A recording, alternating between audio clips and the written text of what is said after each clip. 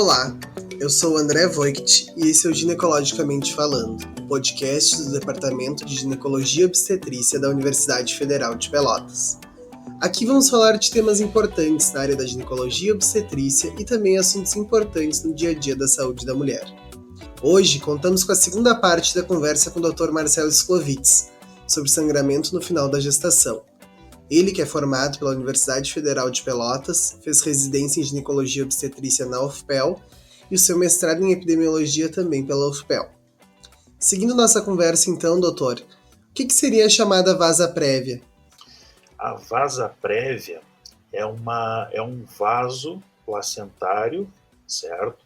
Que ele, na verdade, ultrapassa a borda da placenta, ultrapassa o limite da placenta, e esse vaso está localizado no âmino, nas membranas amnióticas. E, eventualmente, a vasa prévia pode acontecer a ruptura desse vaso. Também vai dar um quadro, normalmente não é um quadro assim de contrações, de útero lenhoso, como é o descolamento de placenta, mas pode ter um sangramento de quantidade importante. E o grande problema é que a vasa prévia, normalmente ele é um vaso fetal. Né? Essa perda sanguínea pela ruptura da vasa prévia, ela é uma perda sanguínea eminentemente fetal. Então, ela acaba trazendo repercussão para o feto, para a mãe dificilmente. Né? Esse sangramento traz alguma intercorrência, mas com muita frequência o feto vai a óbito em função da ruptura desse vaso com uma perda sanguínea fetal importante. O feto, né, um feto digamos, de uns 3 quilos, né, a volemia do feto de uns 3 quilos, eu não me recordo bem, assim, mas na verdade é uma volemia bastante pequena. Né? Então, um sangramento intenso, agudo, de vasa prévia, ele com muita facilidade ele faz o feto entrar em sofrimento e a óbito. Felizmente, é uma situação mais rara. Às vezes explica, assim, o óbito fetal intraútero, né? E às vezes a gente, depois que o bebê nasce, a gente acaba examinando a placenta, né? Verificando ali e suspeitando de ruptura de vasa prévia. É possível também fazer esse diagnóstico através da ultrassonografia. Não é fácil, né? Não é um diagnóstico fácil, mas com ultrassonografia com Doppler, muitas vezes pode-se verificar, pode-se perceber que existe um vaso próximo do colo uterino. E essa vasa prévia, ele realmente acaba rompendo, né, quando entra em trabalho de parto, quando começa a ter dilatação do colo uterino. Como esse vaso está ali na continuidade com o colo do útero, ele acaba rompendo. Talvez, né, alguns óbitos intraúteros sejam causados por ruptura de vasa prévia e a gente não consiga diagnosticar, né, e talvez por isso a gente tenha essa situação como mais rara. Né. De fato, ela é rara, mas talvez não seja tanto e talvez ela seja subdiagnosticada também. E qual o tratamento de descolamento da placenta, doutor? Existe algum risco para a mãe também? Como é que é?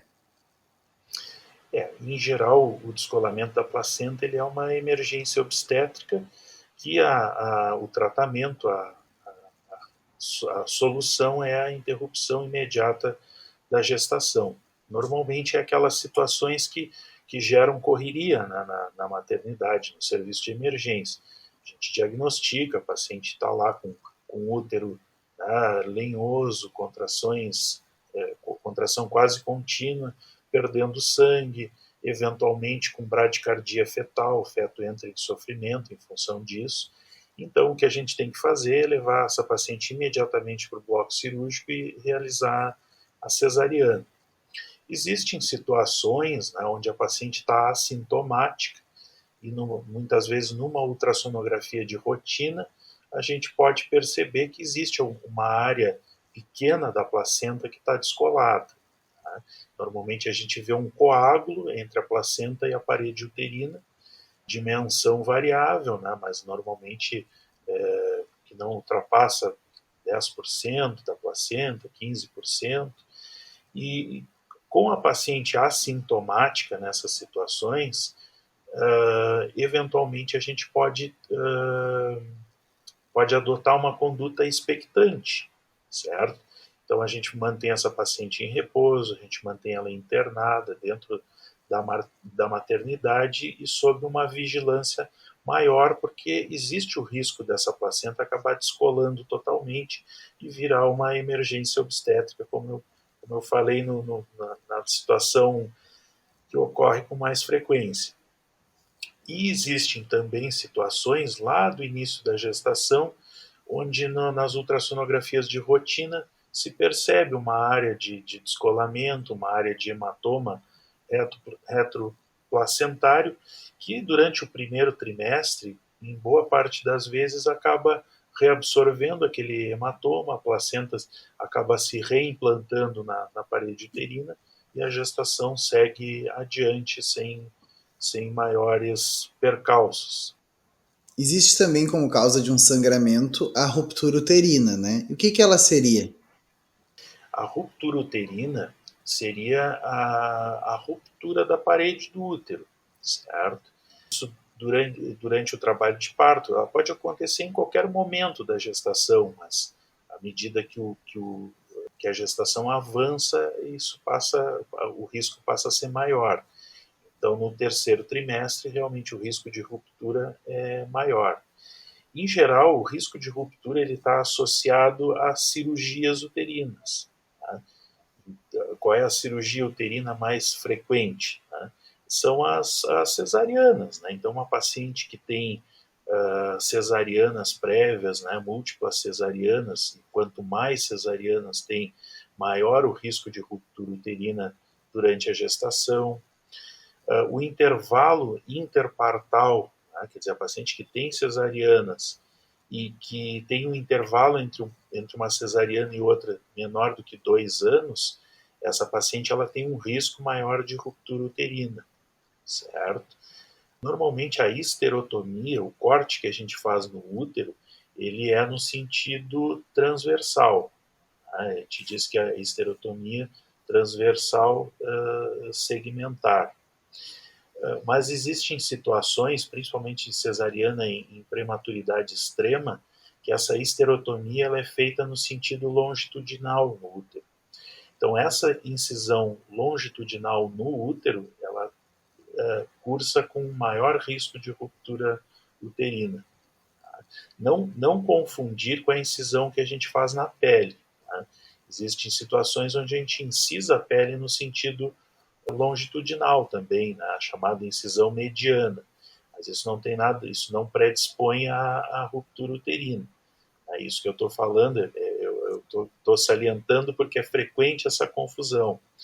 Na verdade, a incisão no útero longitudinal realmente oferece mais risco de ruptura uterina. Outra situação são as cirurgias em função de miomas. Tá? Às vezes pacientes que têm miomas volumosos, né, que acabam sendo submetidas à miomectomia. Essas pacientes, né, o local onde a gente retira o mioma é um local que vai ter uma cicatriz, vai ter uma área mais fibrosada no útero e que acaba se tornando um ponto de fragilidade na parede uterina. Então, essas pacientes com miomectomia prévia também têm um risco maior de ruptura uterina. Essa ruptura, né, como eu já tinha falado antes, ela pode acontecer em qualquer momento da gestação, mas ela é mais frequente no momento que a paciente está em trabalho de parto, passa a apresentar contrações, né, passa a exigir mais da parede uterina, da musculatura uterina, então normalmente é aí que acaba rompendo. Então, nessas pacientes que têm esses fatores de risco, muitas vezes a gente acaba submetendo elas a uma cesariana eletiva antes dela entrar em trabalho de parto. Agora parando de falar de coisas graves, tá, doutor? Quando uma gestante no final da gestação tem a perda de tampão, ou faz um exame de toque nela e ela perde um sangramento leve, o que a gente faz nesses casos? Certo. Isso é muito frequente. As pacientes no final da gestação, quando estão com a gestação a termo ou próximo do termo, elas acabam sendo examinadas com mais frequência. Tá?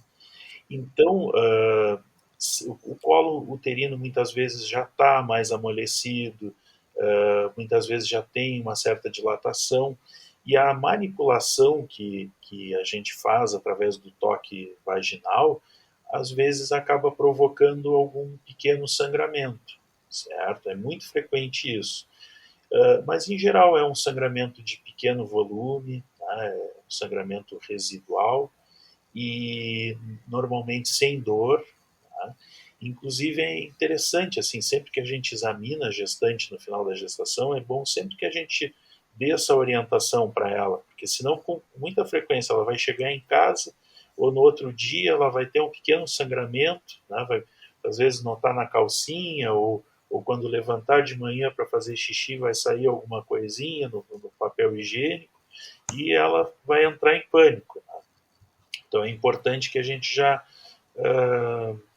informe ela, né, que é muito frequente que depois do toque, né, assim como depois da relação sexual também, né, nesse final de gestação, ela pode apresentar um pequeno sangramento sem dor e sem maior importância.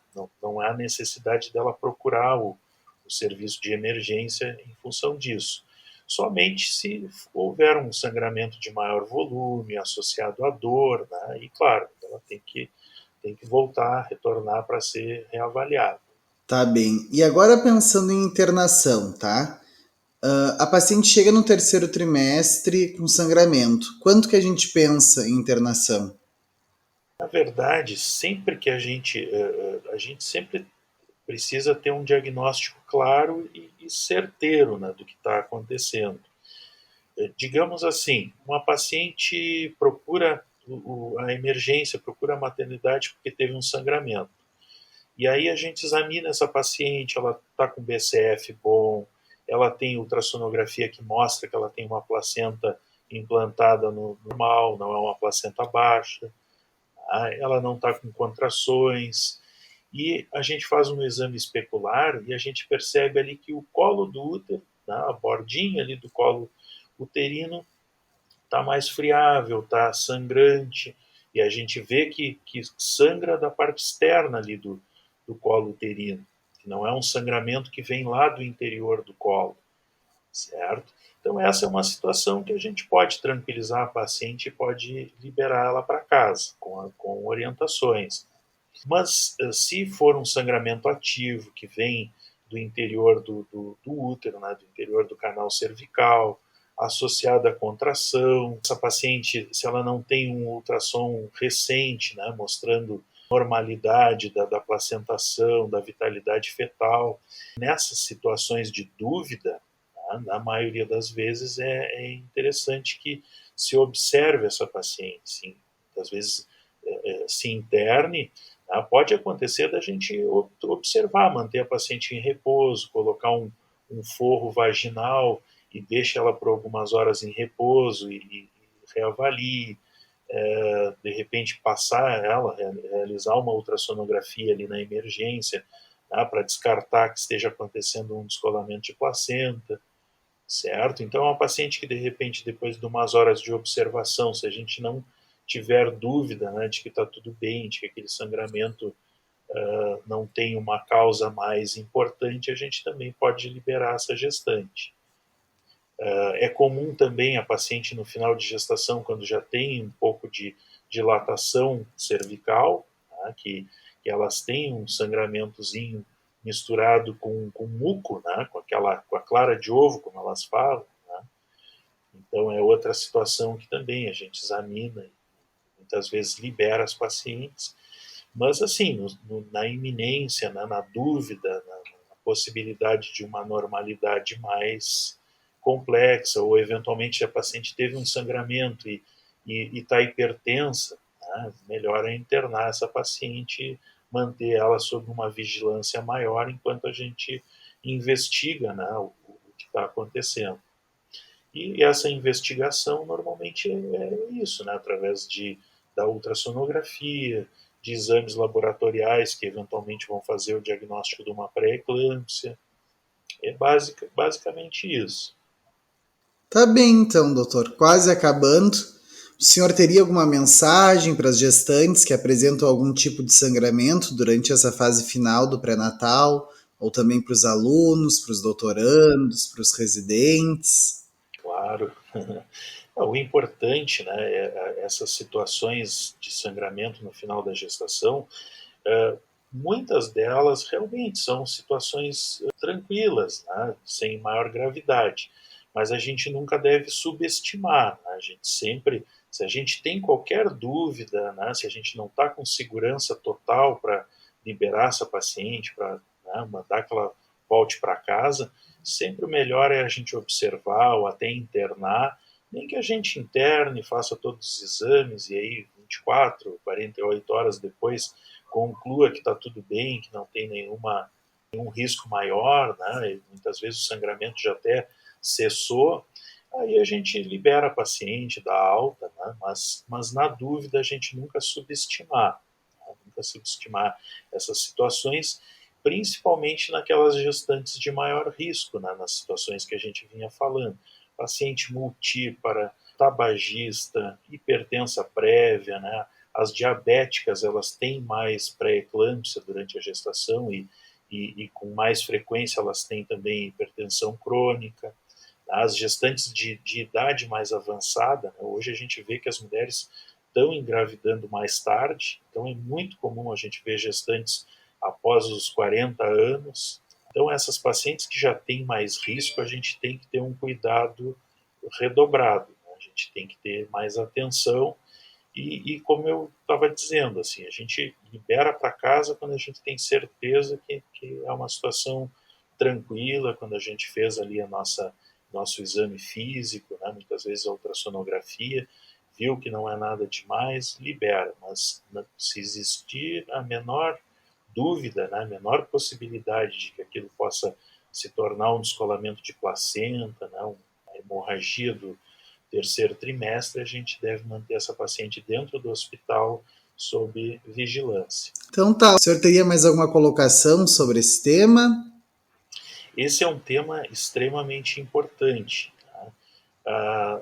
As doenças hipertensivas da gestação, elas são, eu diria que a patologia mais relevante, porque é a maior causa de intercorrência e de nascimentos prematuros e também de morte materna, né, de mortalidade, morbimortalidade materno-infantil.